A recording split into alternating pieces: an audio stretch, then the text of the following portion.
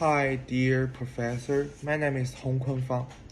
So today I just be ready for my final project presentation. And the first, I just want to show my picture here. The year 3 is one of my important places for me. My high school in Toronto and my living places in Toronto. And the last place is go to the airline, go back China. And now I just to explain why these three places was very important to me. Okay, so actually first off, we need to understand what is human geography for me.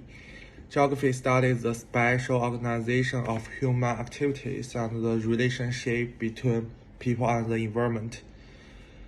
Including society, physiology, culture, and economy. One of the topics I want to discuss this is economy.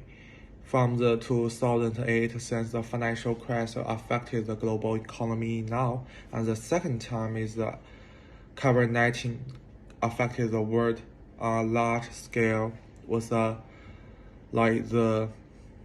COVID-19 3 years ago. For me personally, this period of memory and time seemed to be so fast, and that at that time I don't have any memories. And let me tell you about the impact of the COVID-19, and I give my personal experience and memories. Like in 2019, I was in grade 12 in Toronto. The winter was very cold, so I felt so many homesick. At the end of the 2019, I saw a report on Chinese social software every day that new people were influenced with the COVID-19. At first, I haven't noticed it yet. I think it's just a small cold. Later, tens of thousands of people are infected every day. I haven't realized the seriousness of the problem. My friend in Toronto didn't know what happened. Most of people think it's just a little bit cold, and the cold will be disappearing soon. Until the 2020, the report of Wuhan's closure of the city was related globally, which ushered global attention and panic. Between Wuhan is the first city in the world to use the closure of the city to control the COVID-19. This scale has never been encountered before. From here, my high school launched a school closure notice, and no students were allowed to enter to leave. There were still many, because still many people in Toronto who did not wear masks at that time. So in a short period of time, the outbreak of the COVID-19 in Toronto and rose in many places made me start to so worry. Up to now, at that time, I simply thought that I could book a ticket to return to China. Normally, at that time, Air Canada kept grounding and canceling flights,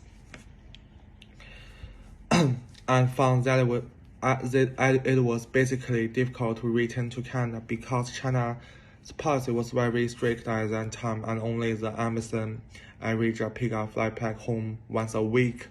But you need a certain degree of luck, or you have to spend a lot of money to book an air ticket, almost $10,000 one economy class flight from Toronto to Shanghai.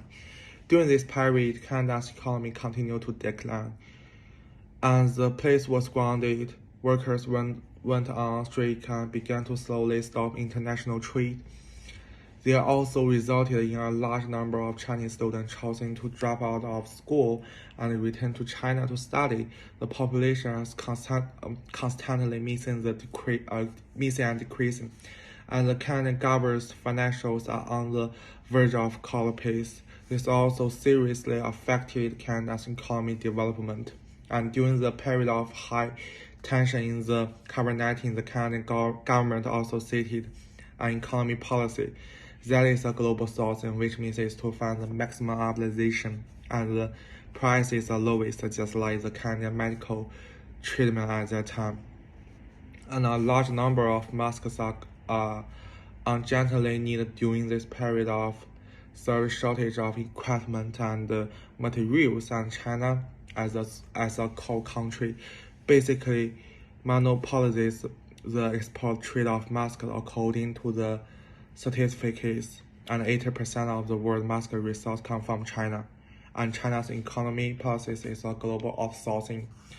Master the core technology does not only rely on one kind of supply to cope with global resource outsourcing, but supports huge supply and trade by dispersing different medical treatments in various regions. Therefore, the money obtained by China's trading must at that time temporarily supported other industries. On the one hand, China's economy impacted due to the COVID-19. When I returned to my motherland after spending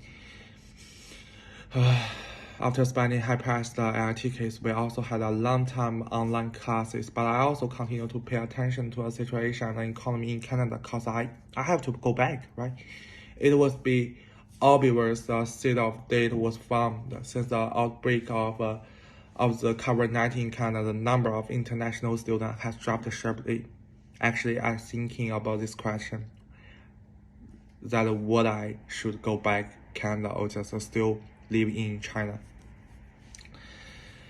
And so, the departure of large number of Chinese students has caused the Canadian economy to continue to decline, and the serious shortage of labor has caused more people's dissatisfaction and demonstrations. The Bank of Canada is also continue to interest rate hikes because, if you want to buy a car, maybe have the lowest price, but after the COVID-19 and Canada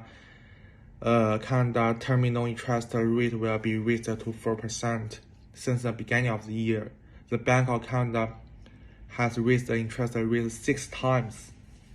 Why I know it? Because I buy the car in Canada, so I know that because of the impact of the COVID-19, the rate increase rate, and spend more money for it. So I know it. And actually, I just want to talk about one thing is when I look back on my experience in the past 3 years and the things that happened in the place I have been to, I feel that is too fast. Like one passes after another, memory fragments run through my dreams and after another.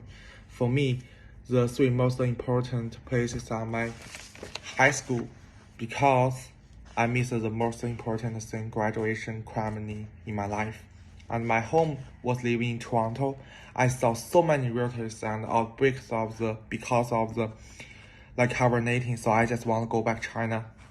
And then when back to China, I experienced 3 years of strict COVID-19 implementation and control and constantly update national economy policies. And because of the COVID-19, I stayed in China 2 years for the online classes, and I live in China.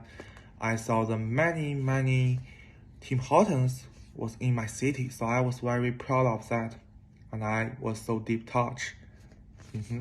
That's all on my presentation and YouTube channel. Thank you to listening and watching. Bye.